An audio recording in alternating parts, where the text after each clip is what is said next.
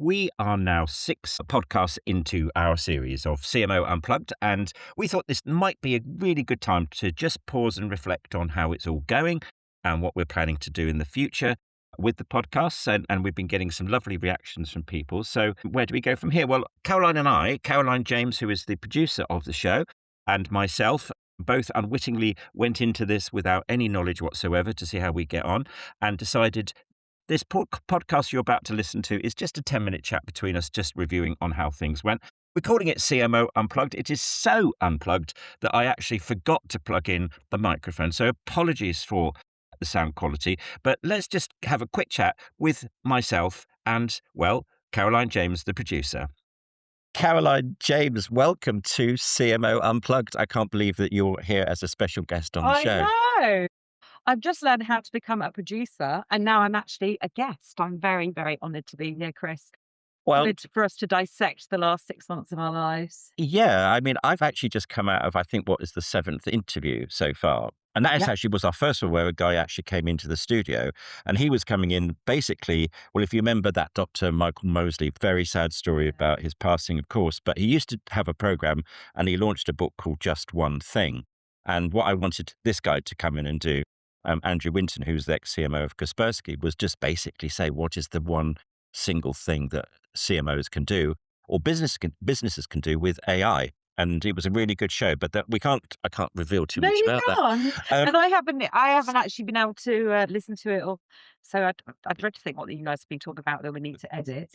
it was really, really good. But anyway, look, let's just have a little quick reflection back on this thing, because what happened about 6 months ago? And what happens a lot when working with you, Chris, and that is exactly that you come in and you go, I've just had the best idea ever. Usually on a Monday morning, there's usually a list of at least 10. I generally try and put them on the long list, but there's one or two that I realise are not going anywhere, and the podcast was one of them. I have to say, But you hadn't a clue how to make a podcast. no, neither of us did. No, We both listened but I to didn't find out. Yeah, thanks for that. Well, And let's I listen. have. Yeah, I have found out. My biggest worry, though, was it can't look bad. Okay, so and what worried me is if we do a podcast, if anyone wants to listen to it, it's going to have to be on Spotify, YouTube, and Apple, and I've got to make it stand up against Diary of a CEO or something. Well, that's actually not a bad idea. Let's make it stand up as good as quality as a diary. Now, you've got to bear in mind, everyone was a beginner once. Yeah. And I think for both us, as looking back at the work that you've done as a beginner, and me too, Yeah. I mean, it couldn't have done it without me, Caroline. No, I couldn't. Of course I didn't. No, but you are the real star of the show. God. So basically, for those listeners, if we have any, the reason I'm the star of the show is Chris comes up with this brilliant idea, can talk to absolutely anybody, but I needed to go and find out what platforms I use, how I use them, how easy do we need to be seeing videos, or can it just be sound? How am I going to approach the CMOs? Because we've talked about this a lot, but the CMO for me has always been the most elusive creature of them all. I mean, I've been selling into marketing, comms teams, PR teams for 20 years, and the good old CEO, CMO walks into the boardroom at the last minute when you've done your final pitch and picks the agency that's going to win. But I can never get to them. So I was really interested to learn what makes them tick. How could how can I influence the decisions they're making? Oh, this is actually, they're still very human and very lovely. They're perfectly normal people, as Yeah, it they turns are. out. Yeah. Yeah, well, not all of them. You know, The ones we've met though so far. yeah, they have. They're all genuinely great human beings. But this is more than a podcast, isn't it? At the end of the day, what we're trying to create is more of a movement here, which obviously, yeah, we want to position Barclay Communications not as the hero of this story, but as the enabler by bringing CMOs together. So this is part of a movement. And that movement we're calling CMO Unplugged, but the first theme was CMOs Under Siege, and that struck a chord, didn't it? Yeah, it did. I think very quickly we were both shocked by how hard the role was and how many things they're getting thrown at them constantly, and how they really wanted to talk about that. I couldn't believe how many people just, yes, let you talk about it. Um, and I think that they really were coming up with similar challenges, weren't they? The headwinds that CMOs are facing now, and then I think we've learned a lot just by listening to these Yeah. very, very experienced ones. And then I think if you go back to the very first one, Paul Taylor, who was CMO of Blue Prism and SNC Blue Prism, as it ended up being known as, had a huge team behind him, global team of content marketers. But all of a sudden, he's now out there repositioning, reinventing himself as a fractional CMO, which is a theme that's coming through loud and clear. Yeah. That the fractional CMO, but they're all finding their own niche, aren't they? Yeah. Really interesting. Then there was Rula, Yeah. who I loved Rula. She said everything we would want her to say without us asking, actually, didn't she? She Because took, her thing was all about, well, storytelling, which is my favorite thing. Yeah, Paul was all about actually just tackling the headwinds, keeping it human, the metrics that matter. I remember him talking yeah. about that. Ruda came on talking about, Oh, he also mentioned how is has to do so much more with so much less now, and that's just a given. And that was quite scary. That's again another theme. that you're right. That actually that is a theme I would say, yes, really kicked off solidly when Paul talked about it, but it was pretty much coming through all of the all of the interviews Yeah. that we did in the end. Is this pressure on the CMO to deliver more with less is part of why there was a piece of research, if you remember, which we put out there at the very early stages, which is about the average tenure of a CMO now.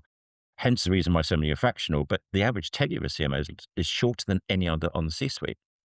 And that kind of is testimony to that. But yeah, you're right. We've got some really interesting themes coming out. Who else have we had on the show, So Caroline? Rula was storytelling. Then we had Stephen, who again, ex-client Stephen, wasn't he? He's also a fractional CEO. CMO. What now? His focus was again, Short-term revenue, I think there's some.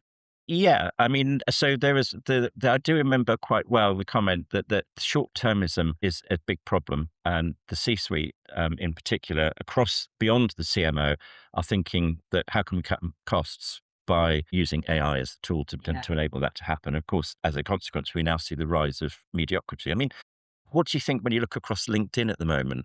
Well, I don't see hardly any of the same people because every single person is putting much more content out than they did. Initially, you could spot it straight away. Now it's getting harder to spot it.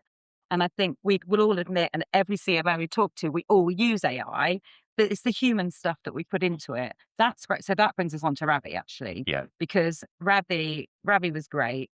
Based in the US, he was talking about agentic AI and creativity, and AI and creativity. Yeah. And in particular, because and I won't give away too much about the interview I've just done, but where do you begin with agentic AI is so that's where the just one thing works out for me, because it is what's the practical thing that you can do now. There's lots of good advice coming through from these people, Yeah. lots of lessons that we're Well, I learning. have to say with Ravi, I literally after that, I did tell him this as well. Agentic AI, I was like, right, okay, now I understand what it is, but is it actually happening? And it's something that I've looked into and has actually helped the back end of our own CRM system. So I learned a lot from that, and the team did as well. We suddenly understood it. Yeah, no, that's the point, isn't it? If you do all these things in plain English, we start to get a feeling of, yeah, we get it. But ultimately, we're here to not just promote CMO Unplugged as a podcast now. As I said, we want to create a movement around this, because when you start talking about all of these problems, all of these headwinds, then the one great way they can all learn from each other is not just by coming onto the podcast, but for us to try and enable some kind of community to come together. Now, there's lots of CMO Private members club, yeah, CMOs. there you go. That could be it. But the thing here, the nuance that we have is very much at the B2B end. Yeah. I mean, maybe tech as well, but I think what we've learned actually is it doesn't need to just be tech, but yes, B2B. Because let's not forget Tabita as well, because what was so interesting about her is that on the B2B side of it is she's communications. So she isn't a CMO, but she's a director of communications. She's just written a book. Yes, that's right. And what she said about communications, Is trust. trust. That's right. Yeah. Yeah, right. It's all about trust. But also, she was talking about the greater recognition for the comms function with who may be And how much typically. more important it is now. Indeed, indeed. So yeah, no, all of these come together in a very rounded way, and I think by what I'm keen to do is to see the podcast helping to facilitate a wider community, but also for us to create some kind of incentive for people to sign up and join this community. Because I think the peer-to-peer learning thing that is really Yeah. useful for one Well, another, one and thing it's I free. realised straight away is all of these 6 people, you put them in a room together, they're not gonna run out of things to say, and they're gonna agree with each other, and they would get on like a house on fire. So that's why the private club that, Yeah, we're yeah. talking about or really starting to think about for CMOs could really work. Yes, they can talk to each other. What else would they want? Well, this again, I think what has worked out really interesting is the thought leadership that we're putting out with each individual broadcast. So Yeah, there is a download white fantastic. paper. So based on the theme of each of and I think what we could be talking about when we put the Andrew Winton's podcast together is that, just one thing. What's the one thing you can do now? And he could just kind of give us all the tips, guide to how to experience agentic AI in particular, and just do one thing that's going to make a difference to the business. All of these things, they've all got a lovely, lovely little theme. But then, of course, all that thought leadership starts coming out. We're building up an awful lot of knowledge base now, and Yeah, we're barely into this. yeah. So I say, Really. why don't we just agree, Dave? We'll set up this community. I'll ask you to go and do that on a special platform. You'll find out how to do it. I'll go and find a new platform. And before we finish, I'd like this now to go weekly. Is that Yeah, okay? so Is that that isn't okay, gonna Caroline? happen. Just so you all heard it here. It's not going weekly, not just yet anyway, but I think this is gonna be fun. Okay, We've got all some right. good ideas. Okay, well, let's see. Caroline, before you go, there's one question I always ask people on the program, and I just did it to Andrew at the very end of his interview, and I just wanted to do the same to you. Okay. When you were a little girl, what did you want to be when you grew up? A blue pizza presenter. And here you are, a presenter on the CMO. I'm a podcast producer, but actually I'm just a sales girl and I'm very happy with that. On that. Oh, love you. Love you. Bye, Caroline. Thank you for coming on the Bye, show. Chris. It was a pleasure. And it certainly was a pleasure, I hope, for everyone listening. Okay, that's at the end of our little chat. Hope you enjoyed it. We're now beginning to start work on the next episode. That is the one with Andrew Winton. Do watch out for that in a couple of weeks' time. Thank you, everyone, for listening.